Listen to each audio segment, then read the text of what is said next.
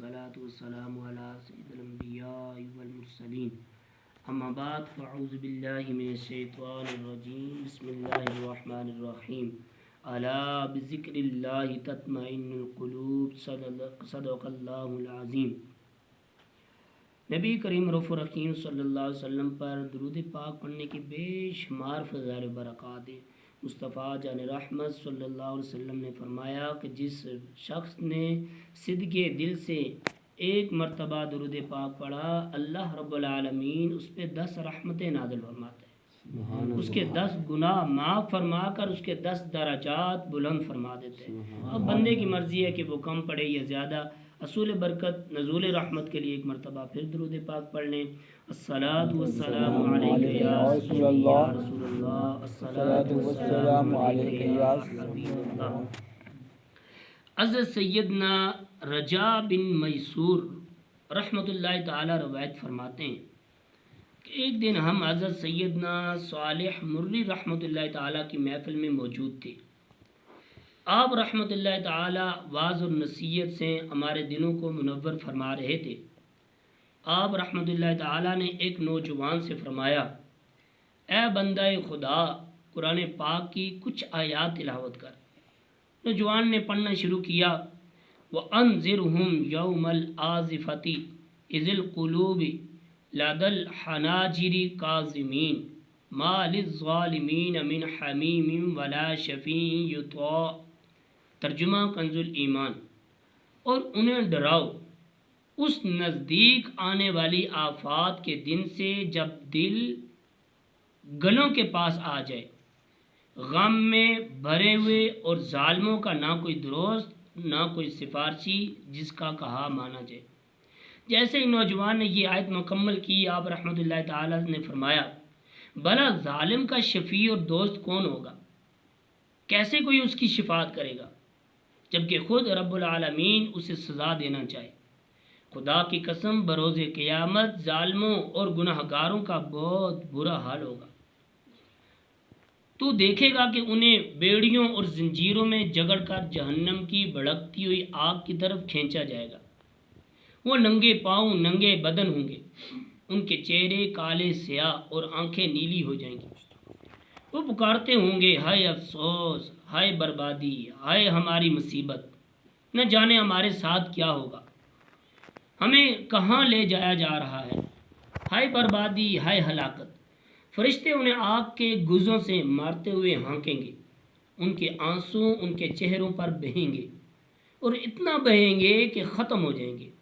پھر وہ خون کے آنسو روئیں گے، اور ان کی حالت ان خوف زدہ پرندوں کی طرح ہوگی جنہیں بہت بڑے خوف نے دہشت میں مبتلا کر دیا ہو۔ خدا کی قسم، اگر تو ان کی اس حالت کو دیکھ لے تو اس ہولناک منظر سے تیری آنکھیں سلامت نہ رہیں، تیرا دل پھٹ جائے۔ اس منظر کی ہولناکی سے تیرے قدم ایسے لرزیں گے کہ انہیں قرار نہ آئے گا۔ اتنا کہہ کر آپ رحمۃ اللہ تعالی پھوٹ پھوٹ کے رونے لگے۔ پھر ایک زوردار چیخ ماری اور کہا، ہائے افسوس، کتنا برا ہے وہ منظر، ہائے کتنا برا ہے ان کا ٹھکانہ۔ پھر روتے ہوئے آپ کی ہچکیاں بند ہو گئی، اور وہاں موجود تمام لوگ بھی زاروں قطار رونے لگے۔ پھر ایک نوجوان کھڑا ہوا اور عرض کرنے لگا، اے صالح مری رحمۃ اللہ تعالی، کیا یہ تمام معاملات قیامت کے دن ہوں گے؟ فرمایا، ہاں میرے بھتیجے، واقعی یہ تمام واقعات بروز قیامت ہوں گے، بلکہ وہاں کے حالات کی جو خبر مجھے پہنچی ہے وہ اس سے کہیں زیادہ ہے جو میں نے بیان کی۔ مجھے خبر پہنچی ہے کہ جہنمی نار جہنم میں چیختے رہیں گے یہاں تک کہ ان کی آواز ختم ہو جائے گی۔ پھر ان میں سے کوئی بھی ایسا نہ ہوگا جو اس مریض کی طرح آہیں اور سسکیاں نہ بھرے جسے برسوں سے شدید بیماری لاحق ہو۔ آپ رحمۃ اللہ تعالی کی زبانی جہنم کی ہولناک کہانی سن کر وہ نوجوان اس طرح گڑ گڑا کر رونے لگا کہ ہائے افسوس، ہائے میری غفلت، میں نے اپنی زندگی کے قیمتی لمحات ضائع کر دیے۔ اے میرے مالک، میں تیری اطاعت سے غافل رہا، مجھے ان کوتاہیوں پر افسوس ہے، ہائے میں نے اپنی زندگی غفلت میں گزاری۔ پھر اس نے اپنا منہ جانب قبلہ کیا اور روتے ہوئے بارگاہ خدا بندی میں اس طرح دعا کرنے لگا، اے میرے پاک پروردگار عالم، آج کے دن میں تیری بارگاہ میں سچی توبہ کرتا ہوں۔ میری یہ توبہ اخلاص پر مبنی ہے، میں تیرے علاوہ کسی اور کی طرف متوجہ نہیں ہوں۔ اے میرے مولا، مجھ سے آج تک جو عبادت ہو سکی اسے قبول فرما، میری سابقہ خطاؤں کو معاف فرما دے، مجھ سے گناہوں کی گندگی دور فرما دے۔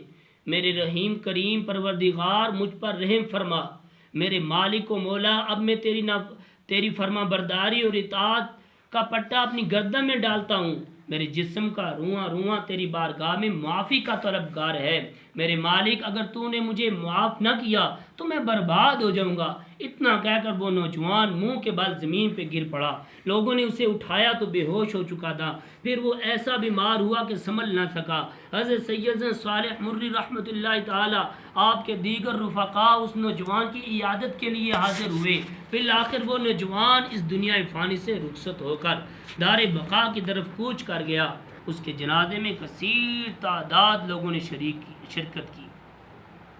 حضرت سیدنا صالح مرری رحمۃ اللہ تعالی اکثر اپنی محفل میں اس کا ذکر کیا کرتے تھے، فرمایا کرتے کہ قرآن کی آیات اور فکر آخرت سے معمور بیان سن کر وہ نوجوان موت کی آغوش میں پہنچ گیا۔ مرنے کے کچھ دن بعد کسی نے اسے خواب میں دیکھ کر پوچھا، ما فعل اللہ بکا، تیرے ساتھ کیا معاملہ پیش آیا؟ کہا، حضرت صالح مرری رحمۃ اللہ تعالیٰ کی برکت اور ان کی اجتماع کے صدقے سے میری مغفرت ہوگی اور میں اللہ کی اس رحمت کے سائے میں پہنچ گیا جو ہر چیز کو گھیرے ہوئے ہے۔ اللہ عز و جل کی ان پر رحمت ہو اور ان کے صدقے ہماری مغفرت ہو۔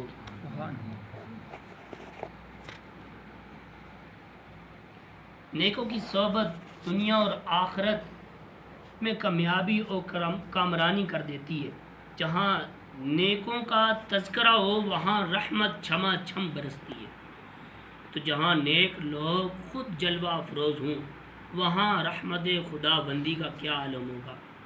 اس بیانات سے بے شمار مدنی پھول ملتے ہیں کہ بندہ اپنی زندگی کے قیمتی لمحات کو ضائع نہ کرے۔ یہ قیمتی لمحات یہ زندگی کی سانسیں ہیں، ایک ایک سانس بندے کے قبر کی طرف ایک ایک قدم کی طرح ہے کہ جیسے بندہ اپنی منزل کی طرف قدم بڑھاتا ہے تو پہنچ جاتا ہے، اسی طرح سانسیں یہ ایک ایک جوں جوں پوری ہوتی جاتی ہے، قیمتی لمحات ہمارے ضائع ہوتے جاتے ہیں۔ تو ابھی ہمارے پاس موقع ہے، ہم نیک کام کر لیں، نیکیاں اکٹھی کر لیں اور اپنے گناہوں سے توبہ کر لیں اور ہر اچھے اور برے کام کی پہچان اور حق حلال اور حرام کی پہچان جو ہے نا اس کو جان کر ہمیں اس پہ عمل کرنے کی توفیق عطا فرمائے۔ وما توفیقی الا باللہ وما علینا الا البلاغ۔